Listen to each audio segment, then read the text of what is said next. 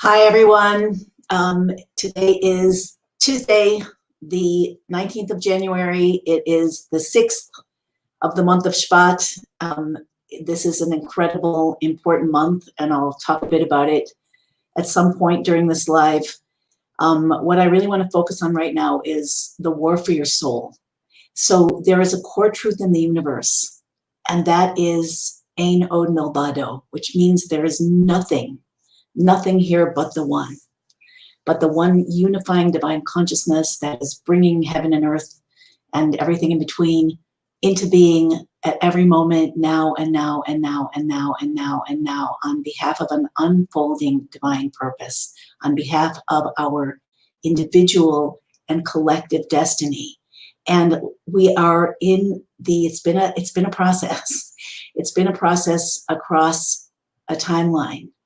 And we are truly in the throes of the culmination of that process. How long it's going to take, what the path is going to be, what's going to emerge during that, I do not know. But one thing I do know, and that is that this is the time when the covers that conceal the true reality start to crack and break. Do you feel like things are cracking and breaking?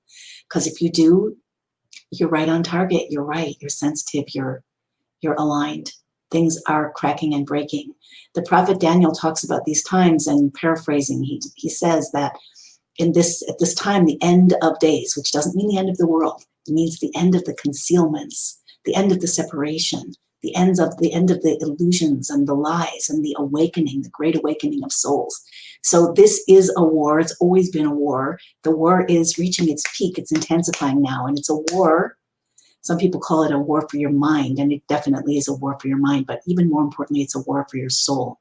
So the prophet Daniel says that at these times, that everything will be sifted and sorted and distinguished. In other words, that the confusion that I've mentioned this before, the confusion that happened to all of humanity, to each of us, our inner selves, each of us is confused about, what's real about me? Who am I? Which of my impulses is really me? Which is what's true? And likewise, we're confused about each other, and we're confused about everything.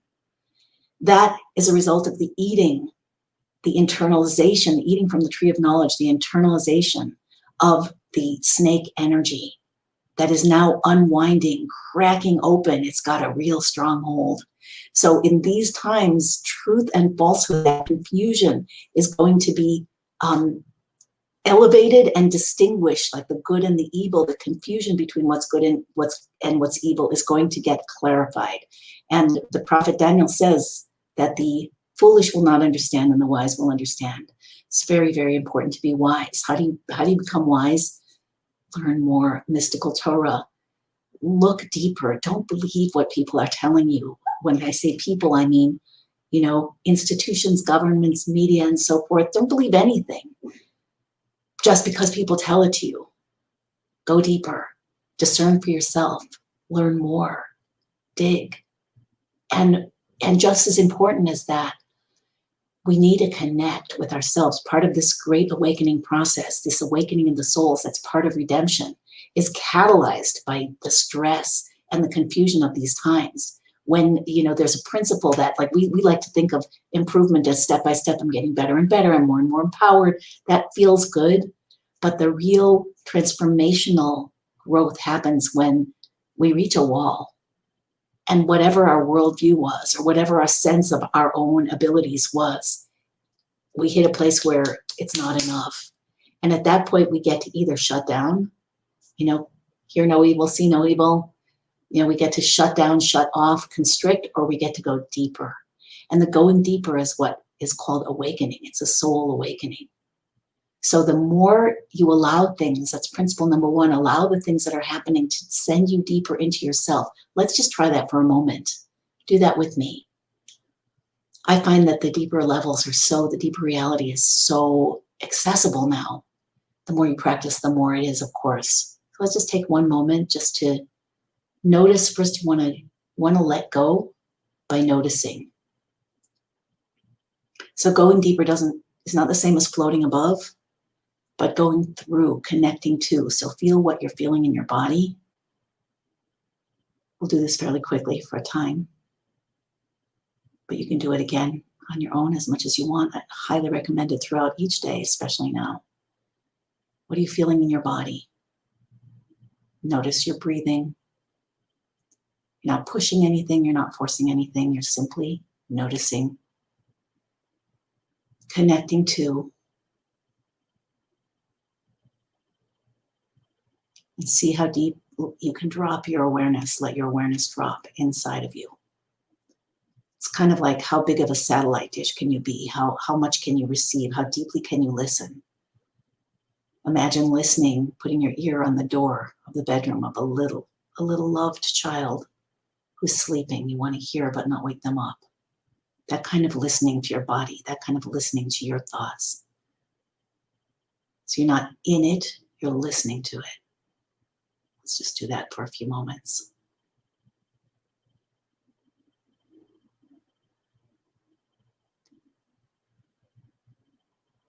Let yourself breathe deeply. Anything that comes up, simply notice it. And keep listening. Don't get stuck. So we're only touching on this for a few moments, but the deeper that you can go into that listening and the longer you can do it, the more profoundly you will start to connect, the more deeply you will drop into the reality of your own being. The more deeply you drop into the reality of your own being, the more you are connected to the capital T truth. The more you're an open receiver for what's really happening and how God is really speaking to you. And here's how I am seeing it lately in a visual way, that there's this bubble, this infinite like sphere of reality, of Ein Od Milvado, of God and the soul and truth that's beyond our ability to comprehend. But yet we can get glimpses of it. We can get understandings of it more and more. So that's the operating field. And then within that, imagine that all kinds of individuals, groups, whether they're government, corporate, military, political, informational, it doesn't matter. But they're all kinds of people with perspectives. Sometimes they believe their perspectives totally. Sometimes they just want you to believe their perspectives. But they're battling for your attention, for your allegiance. And the reason why that's so important and why I'm calling it a war for your soul is because truthfully our consciousness creates what we connect to, what we visualize, what we stand with, what we align our thought, speech, and action with. That actually brings reality into being. So we need to understand that it's not the shell. You are not the shell in this chicken that's hatching. You are the chicken. And how do you connect with that? It is not the breakdown, the lies, the confusion, everyone's afraid of everyone. Like literally, probably you could take, if you had 100 people, probably at least 45 of them would think that, everyone on the other side is completely wrong and promoting evil, and another 45 would think the exact same about the opposite side. Maybe it's not exactly those numbers because more truth is emerging. And then there are a few in the middle that are reserving judgment, or who want to be neutral, or who would like to hear both sides. Remember that Einstein says that the opposite of a profound truth is not usually a lie, but another profound truth. The more profound truth you can open to, the more lies you can be willing to see, the more Ein Od Milvado, the more infinite awakening and actually divine truth you will experience. And the more your soul's co-creative powers will be used and channeled for the good. This is the most intense time in history. I don't know, maybe the giving of the Torah was more intense. I'm not sure. It was differently intense. And God is underneath all of it. The emerging of the baby chicken as it grows cracks the shell. The emerging of the deeper truth as it comes up is cracking our belief systems, is cracking the way that we perceive each other, is cracking the way we perceive everything. I was listening to somebody that is part of the intelligence community the other day, and she said, and I keep thinking about it and thinking about it. She said, there are so many psyops directed at you. What's a psyop? It's a war for your mind, that you should believe, you should look at things, you should do things. There's so many psyops directed at you from all sides, from good, from bad in this war, that if psyops were bullets, you would be riddled with holes like a colander, like a sieve. Now, I don't want to be riddled with holes. Even though it's true that it's true that it's happening, and it's true that, we're bouncing like balls, with all this, it's an information war. This war for your soul is now an information war. The good news is that it's not like, young people out there dying and shooting and getting shot at as previous wars. There's still too much of that, but it's less and less. Believe it or not, one of the prophecies of redemption, of Geula. But it is a war of information. It's a war of narratives. So all these narratives are bombarding you and bombarding me and competing and calling each other out. And this is a lie and that's a lie. I want to bring your attention to the fact that when man was created, it didn't take very long until there was an assault, a war against the soul of man, Adam and Eve. That assault came from the snake. When Adam and Eve ate from the tree of knowledge, that information, that internal war that war was internalized and became part of the human psyche. And since then, if you look at the history as described in the Torah, you can see that there were been throughout and our human history throughout every generation, there is a good side and a bad side. Can you easily distinguish, are most people all good or all bad? No, most people are a mix. But the war causes us to take positions that might be in favor of the snake agenda or in favor of the divine agenda. So we need to learn to look deeper. In the Tower of Babel, that story, the Dor HaFlaga, that generation wanted to make a war against God. They wanted to get the power for themselves. They didn't want the world to be destroyed by God. They didn't want the moral system. That generation is an energy that is carried down throughout history. And you see it repeating over and over and over again. Well, now is the time when it's going to come out into the public eye. It's going to be impossible not to see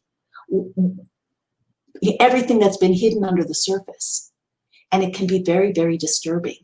So I'm going to try to come on, I hope it maybe every day for the next little while, because it's so intense. But for now, I want you to just practice this, what we did in the beginning of the live, close to the beginning of the live, just closing your eyes and feeling beneath all the little noises, all the big noises, all the pains, all the words of the inner voice, all the fears. All of this stuff is latent in our system like a virus. That's the ultimate virus.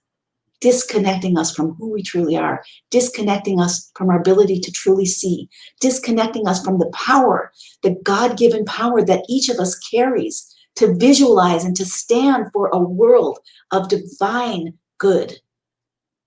Okay? And that doesn't mean just being nice. It's not about floating above things and, smile. It's good to smile at people. I'm not saying it's not, but that's not what it's about.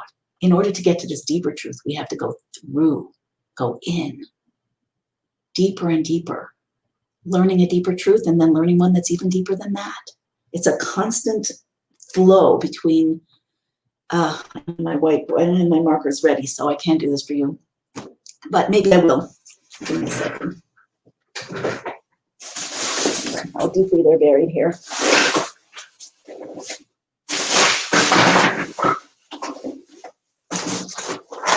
It's raining almost nonstop lately in Israel, and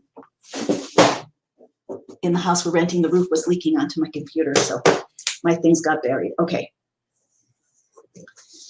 This circle represents what you know. Inside of the circle is what you know, okay? Mostly what we know is already heavily, heavily influenced and limited by what we were taught, by our parents, by our schools, by our peers, by the media, et cetera, by what was passed down through our DNA, by our past life experiences. But that's basically the sum total of what you know. Now here on the outer limit here, this is access to your awareness of what you don't know. So you know that you know this much, and this, I don't know. I just don't know. Now, when something breaks down, When what you know is challenged, it's very confronting for the identity. It's very disturbing. But now imagine yourself like this. Pretend that circle is the same size as it was before. Now there's an opening, very uncomfortable. But what's possible is for something from here to come in here. So now what you know expands. Also, what you're aware of that you don't know, your questions on reality also expand. And that process goes on and on in cycles. That is the breakdown of the old and the opening to the new. That is the breakdown of the narratives in this war for your soul and the opening to deeper and deeper truth. So it's a process.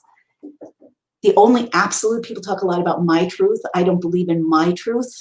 There's such a thing as absolute truth. That's God's truth. And then there's my perspective and other people's perspective. It's a very big mistake to call that truth. By definition, if you don't see it all, it's not truth. It's just a perspective. Could it have truth in it? Absolutely. Could it have lies in it? 100%. That's the nature of reality right now.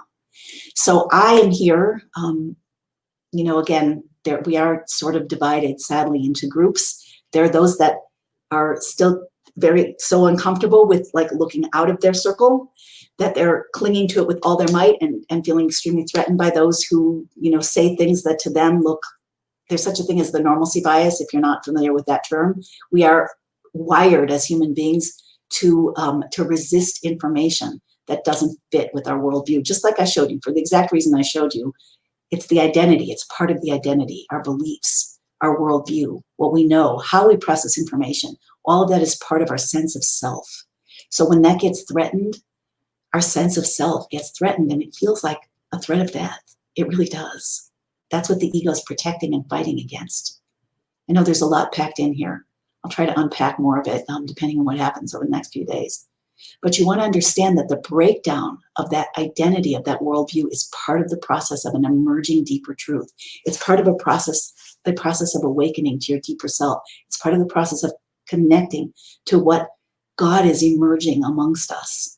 And the fact that some people are, on this side and some people are on that side, that is just a function of what you've been brought up with and where you're holding. Now, even people who are on, I'm on. It's probably not a surprise to people who are still listening to me. I keep thinking I should type a disclaimer on Facebook so people really know. But I am not. I am of the belief that we are not going to see a new administration in America, like the news is telling us, that we're going to see some really wild and different things, even if it looks like that for a while, even if there's, a TV show that shows that happening. I am of the belief that everything is changing, even on the geopolitical sphere. How it's changing, what's actually happening, I have my speculation, but that doesn't mean I'm right. But is that because I'm so brilliant? No, I happen to be biased toward looking deeper. When I was growing up, my mother and my Aunt Elsa gave me books and used to warn me against, they used to tell me stories about people who innovated medicine and science, who were shut down by the FDA, who were imprisoned, who were, whose blueprints were destroyed. And so I was immersed in that idea of, there are powers that be that want to hold their status quo, that want to maintain their power. I remember reading that when I learned about homeopathy, which is a fantastic system of healing. And the beginning of the, 1800s, there were 200 or more homeopathic schools in the US. And then when medicine was standardized under the AMA, they all got shut down. In some countries, the royal physician is a homeopath and, of course, an MD. So why is it that one group cannot tolerate the information of another group for this one of the average person, for the reason that I showed you, that our identity is tied into our worldview, and we're biased in terms of how we process information. Then there's the other, aspect, that there are groups that are benefiting. There are people that are benefiting from our biases. There are people that are benefiting from the consolidation of power into their hands. There are people that are benefiting by from keeping you biased to not looking deeper. That's just the fact of the matter. It's just the truth, not the capital T truth. It's my perspective on the truth, but it's verifiable. If you don't look, it's not verifiable. So I want to start with that because I think that things in the world are going to be rocking and rolling, and they already are under the surface. Expect the unexpected. Take good care of yourself, and just, you know, allow for the possibility that over the next several weeks, the world really is going to be waking up to a deeper truth. And even if it's chaotic in the beginning, it's going to be really good as we get toward the end. It's all part of the messianic process. It's part of the Geula. It is not the Geula per se in itself. I mean, politics isn't redemption, but politics is part of redemption, especially now, as is medicine, as are human relationships, as is spirituality, as is innovation. Everything is a manifestation of deeper and deeper realities as the human potential opens, and the agendas and the lies and the narratives that keep us from connecting within and to each other start to crack open for everyone to see. So it's a turbulent time. It's an amazing time. I want to quickly say, I hope to speak to this more tomorrow, but this is the month of Shevat, the Hebrew month of Shevat. I consider it my month if I have a month. Every month is amazing in its own way and brings its own energies. But the month of Shevat is the month when the Lubavitcher Rebbe became Rebbe, when the previous Lubavitcher Rebbe, left this world, at least physically. And it's been 70 years. The 10th of Shevat, which is today, is the 6th.